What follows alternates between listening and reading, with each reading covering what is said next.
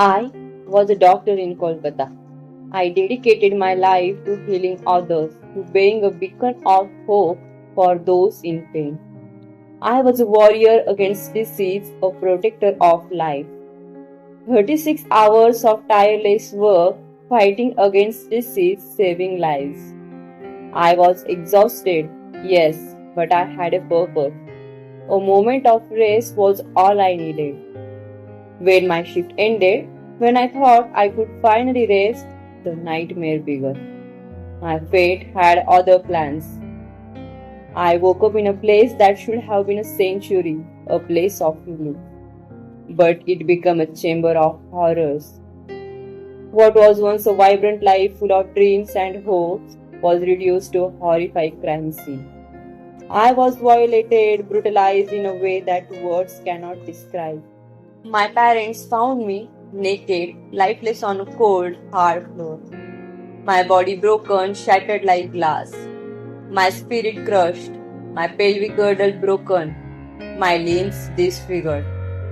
I was no longer a person, just a victim of a brutal, unspeakable crime. For 3 long hours, my parents were denied the solace of holding me one last time. My body treated like an object, a piece of evidence. 150 grams of semen, a monstrous violation. My body, a temple of life, desecrated. My spirit shattered into a million pieces. They killed me, they extinguished my life, a flame that was burning bright. My future, full of promise, was stolen in the most brutal way imaginable. The pain was unbearable, physical and emotional. Every inch of my being screamed in agony.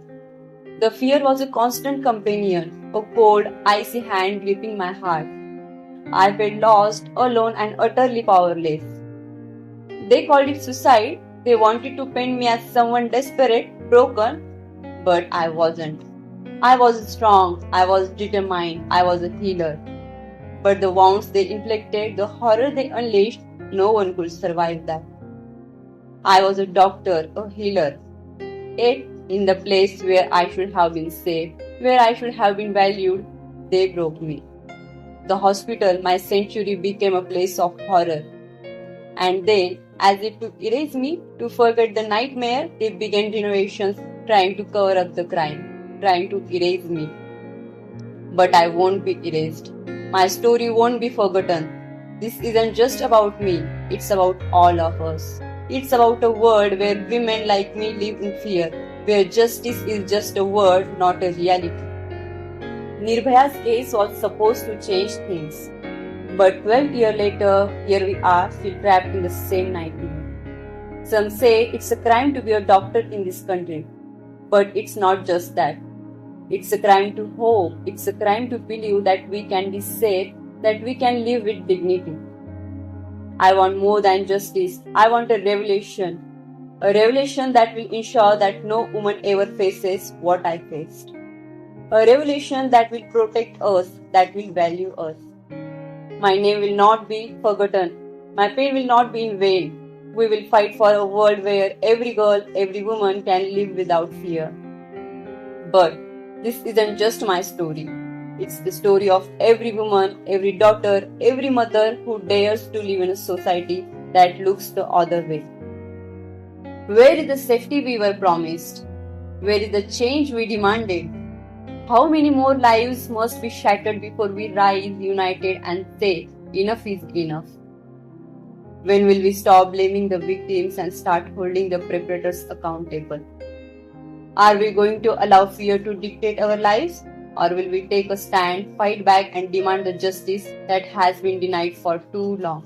This is not just about punishment, it's about prevention. It's about creating a world where every girl, every woman can walk freely without fear of being attacked, without fear of her life being reduced to a statistic. The time for silence is over. The time for action is now. We must change not just laws but hearts and minds. We must demand that every individual, every institution, every authority take responsibility. We must fight for our dignity, for our right to live without fear. We will not be silent. We will not be ignored. We will fight for every woman who has been silenced, every life that has been lost, every future that has been stolen. And we will win. Because this is not just a fight for justice, this is a fight for our humanity. What will you do?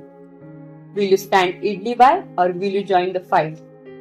Will you let my memory fade or will you let it fuel a revolution? The choice is yours. The time is now.